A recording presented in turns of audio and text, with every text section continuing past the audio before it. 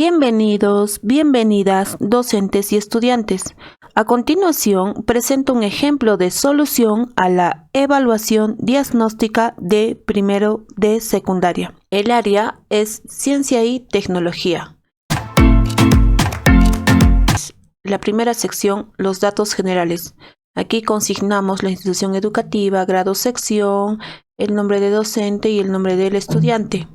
En la segunda sección tenemos el propósito de aprendizaje y se van a considerar en esta evaluación dos competencias. La primera, indaga mediante métodos científicos para construir conocimientos. Y la segunda competencia, explica el mundo físico basándose en conocimientos sobre seres vivos, materia y energía, biodiversidad, tierra y universo. Para la competencia indaga, las capacidades son problematiza situaciones para hacer indagación, diseña estrategias para hacer indagación y genera y registra datos e información. Y para la competencia explica, las capacidades son evalúa las implicancias del saber y el quehacer científico y tecnológico.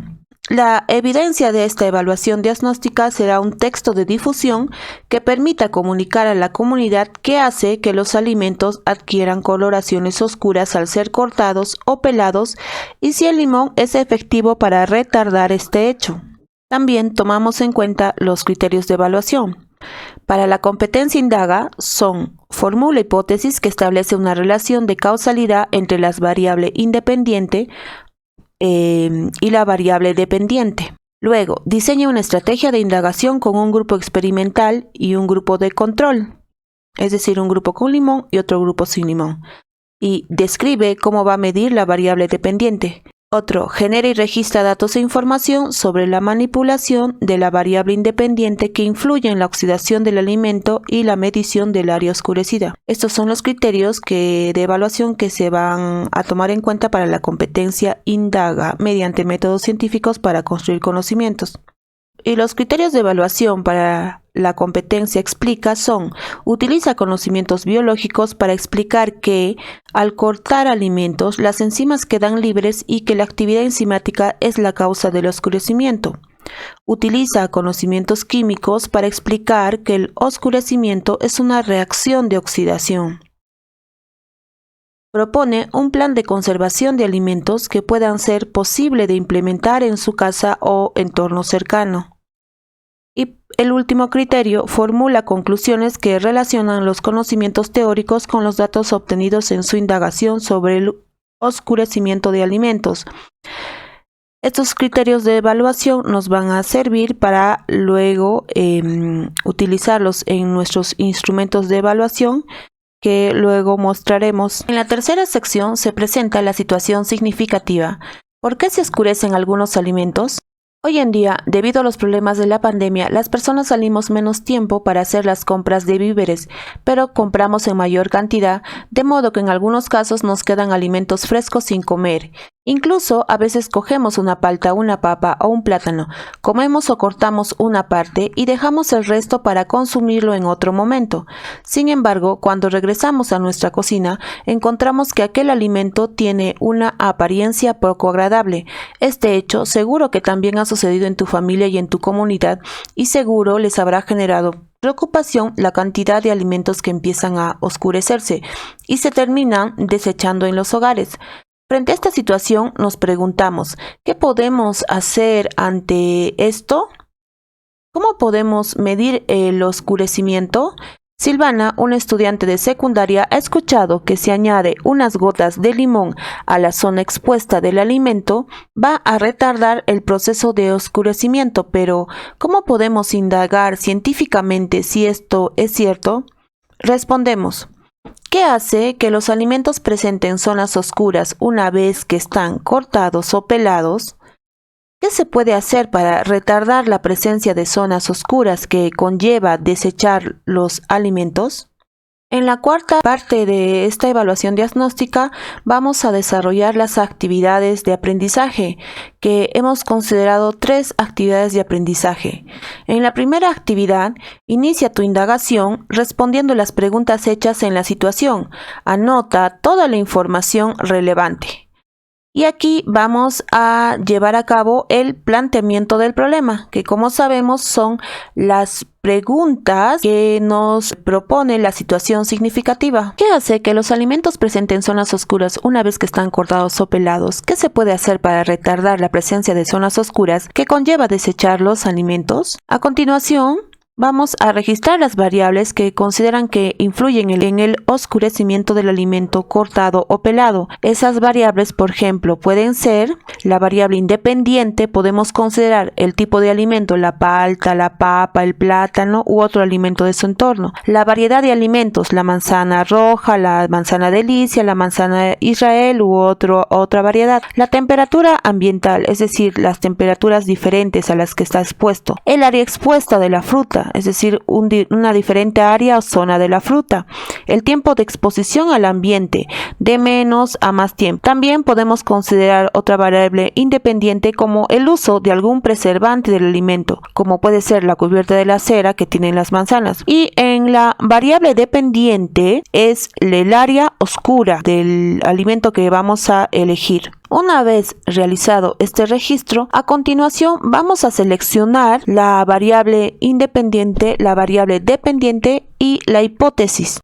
La actividad número 2 trata de construir el conocimiento acerca de los cambios en la materia a partir de los resultados de la indagación y la información de los anexos. Para esto, vamos a formular nuestra hipótesis eligiendo una o dos variables independientes de las que ya hemos propuesto, la variable dependiente, y luego vamos a formular la hipótesis. En la variable independiente podemos tomar en cuenta la temperatura ambiental, es decir, de las diferentes temperaturas a las que va a estar expuesto el alimento. También otra variable que podemos seleccionar es el tiempo de exposición al ambiente, de menos a más tiempo. En la variable dependiente es el área oscura, porque estamos midiendo el oscurecimiento del alimento. Y nuestra hipótesis: a más tiempo de exposición, más oscurecimiento del alimento sin limón. A más temperatura, el alimento se oscurecerá más rápido. A continuación, detallamos las secuencias de acciones para la experimentación. Seleccionar el tipo de alimento a experimentar, puede ser manzana, plátano, palta. Cortar en 4 trozos el alimento seleccionado. Luego, cubrir con jugo de limón el trozo A y B del alimento que hemos seleccionado. Al trozo C y D no se le agrega nada. Los trozos de manzana A y C, que están con limón, se dejan al aire libre, mientras que los trozos B y D se les lleva al refrigerador. Luego, observar cada hora los cambios que suceden en los trozos A, B, C y D para anotar las observaciones. Las observaciones y las anotaciones se repetirán 2 veces más.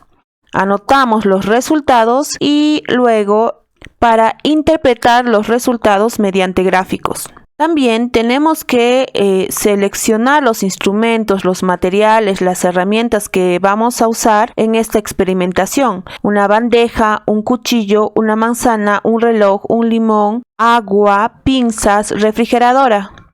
En una experimentación es necesario tomar en cuenta las medidas de seguridad, como evitar el uso de accesorios colgantes, aretes, pulseras, collares. No se deben ni comer ni beber, ya que los alimentos o bebidas pueden contaminarse. Por razones legales, higiénicas y principalmente por seguridad, está prohibido fumar en el laboratorio. Es imprescindible mantener el orden y la limpieza para evitar accidentes. La norma esencial en el laboratorio es el cuidado de sí mismo y la autorresponsabilidad. El siguiente paso en nuestra experimentación es el registro de datos. Para esto nos valemos de un cuadro comparativo donde vamos a considerar el área oscura de la manzana en centímetros o en porcentajes, y vamos a realizar 2 pruebas. Una, las manzanas al aire libre, y la segunda prueba van a ser las manzanas en el refrigerador. En la prueba 1 vamos a ver la manzana al aire libre sin limón y la manzana al aire libre con limón. En la prueba 2 vamos a considerar la manzana en el refrigerador sin limón y el trozo de manzana con limón. Registramos qué sucede con el trozo de manzana al aire libre sin limón al cabo de 1 hora. Ahí ya hay cambios ya visibles pero aún pequeños. A las 2 horas, los cambios ya eran claramente visibles. A las 3 horas, ya la manzana estaba bastante oscura. Registramos lo que sucede al trozo de manzana al aire libre con limón al cabo de 1 hora. No se podía presenciar cambios aún. Al cabo de 2 horas, los cambios eran leves. Al cabo de 3 horas, los cambios ya eran más visibles, pero tampoco no eran muchos. Registramos lo que sucede al cabo de 1 hora con el trozo de manzana que está en el refrigerador y sin limón. Se podía presenciar cambios diminutos. Al cabo de 2 horas, los cambios se podían ver con facilidad. Al cabo de 3 horas, la manzana ya estaba oscura, pero considerablemente menos oscura que la del aire libre. Ahora vamos a ver el trozo de manzana que está en el refrigerador, pero con limón. ¿Qué sucede al cabo de 1 hora? No se podía presenciar ningún cambio. Al cabo de 2 horas no se podía presenciar ningún cambio. Y al cabo de 3 horas ya se podían presenciar cambios, pero todavía leves. Recuerda que la evidencia de la experimentación la vas a obtener a través de fotos o videos muy cortos en los que se les ve anotando datos que indiquen la fecha y hora del registro. Es importante para que tu profesor vea que tú has realizado tu experimento y has registrado los datos de esa experimentación.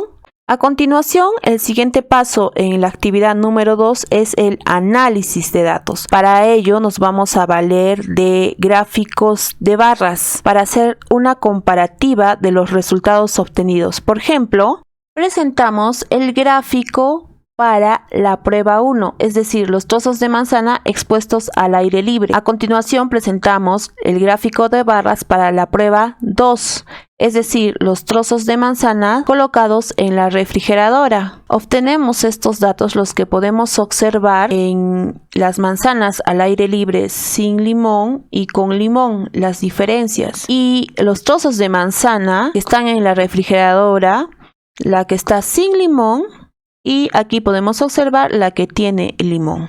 ¿Quién tarda más y quién tarda menos? Entonces, nuestra interpretación es que en la prueba 1, la manzana sin limón y al aire libre se oscurece más rápido, mientras que en la prueba 2, la manzana sin limón se oscurece lentamente. A continuación, iniciamos la lectura del anexo número 1 que explica científicamente las causas del oscurecimiento de los alimentos frescos al cortarlos o pelarlos, es decir, los cambios de la materia.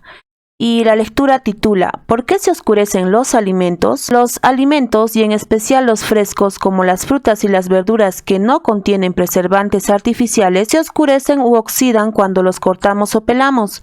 Este fenómeno se produce porque contienen enzimas o moléculas que, cuando entran en contacto con el aire, ayudan a descomponer el alimento transformando sus componentes o moléculas en otras sustancias, lo cual cambia el sabor del alimento original, lo que comúnmente llamamos rancio. Así también cambia su apariencia, es decir, el oscurecimiento de la superficie expuesta al ambiente. La explicación del por qué cada vez más se oscurece se encuentra en el mayor contacto del alimento con el oxígeno del aire y la humedad a medida que pasa el tiempo. Factores como el aumento de la temperatura ambiental y la altura sobre el nivel del mar favorecen la producción de estas enzimas. Es por eso que existen muchas prácticas locales y ancestrales que se utilizan para retardar este proceso. Entre ellas está el uso de las gotas de limón sobre la superficie expuesta, que al igual que otros cítricos contiene vitamina C, lo cual evita la oxidación de estos alimentos. Ahora respondemos las preguntas del anexo número 2 relacionadas con la oxidación de los alimentos, basándose en los resultados de su indagación y en los conocimientos presentados en el anexo número 1. Primera pregunta, ¿crees que todos los alimentos se oscurecen, oxidan al mismo tiempo? ¿Qué hace que los alimentos se oscurezcan?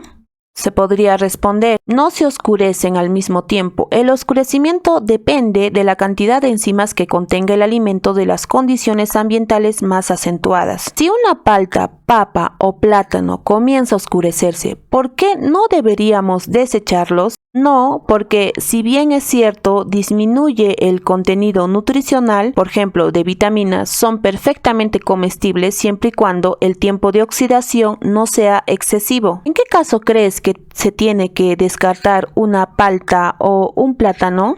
Eso ocurriría cuando tiene mucho tiempo expuesto porque además de perder mucho contenido nutricional, empieza a descomponerse, lo cual cambia su sabor y olor. ¿Cuál crees que se oscurece más rápido, un alimento crudo o uno cocido? Explica. Al cocer los alimentos, alteramos o degradamos estas enzimas. Por lo tanto, un alimento cocido tarda mucho más en oscurecerse o descomponerse. A continuación, respondemos las preguntas del anexo 3, donde se evalúan las implicancias del quehacer científico y tecnológico al dar una opinión informada con respecto a las implicancias del uso de preservantes y se analiza las propuestas para evitar el desperdicio de alimentos.